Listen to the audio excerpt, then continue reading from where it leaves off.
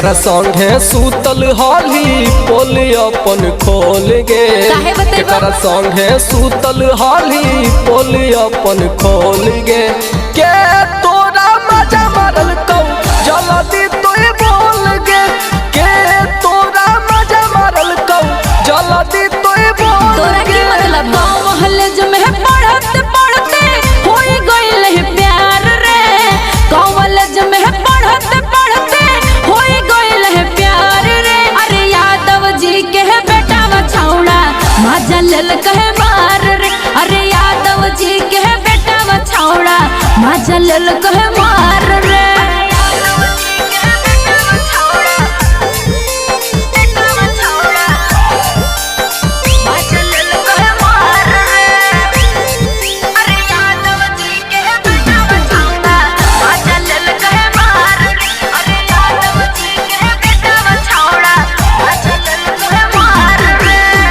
गहलिया में भइलो कैसे दांत के निशानी कहाँ लुटैली छौड़ी अपन जवानी एकदम खत्म हले हो मिले ले बोलल कई छौड़ा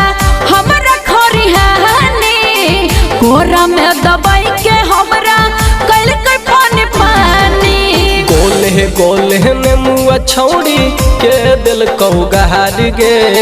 गोले ने मुआ छौड़ी के दिल कौ गहार गे अरे बाबू साहब के बेटा बछौड़ा मजा लेल को है मार रे अरे बाबू साहब के बेटा बछौड़ा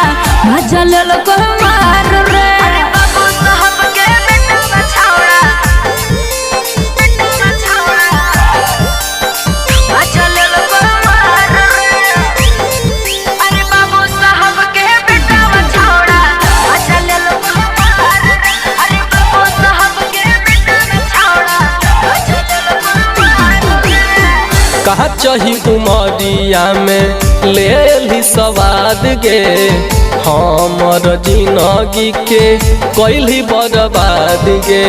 तोरा की बुझा रे सूरज राजा से